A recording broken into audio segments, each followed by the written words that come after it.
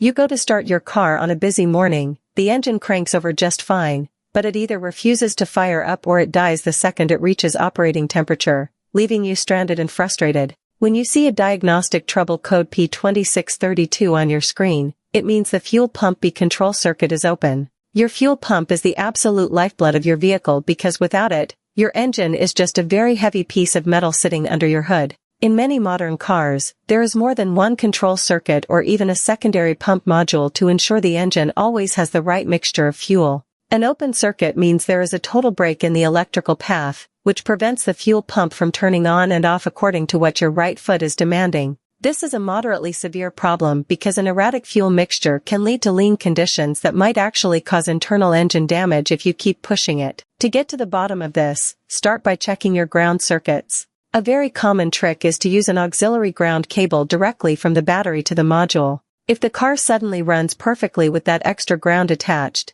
you have found your problem. Your factory ground strap is either loose or buried in rust. Look for that telltale green ring of corrosion around your battery terminals or ground points and scrub them until they are shiny. Since this code often points to an open circuit, you will need to find the wiring diagram for your specific model in your service manual. Trace the individual fuel pump control wires from the tank all the way back to the engine control module. These harnesses are often routed along the frame rails where they can get pinched or chewed on by rodents. If you find a break, do not just twist the wires together. Take the time to solder them properly and use heat shrink tubing to keep the moisture out. You can use your multimeter to measure the resistance between the connectors to pinpoint exactly where the signal is getting lost. If the wiring and the grounds are absolutely perfect, you might be looking at a failed fuel pump control module or even a communication error on the controller area network, known as the CIN bus. Checking the fuses and relays is a must, as a simple 10-cent fuse can easily trigger a scary-sounding open circuit code.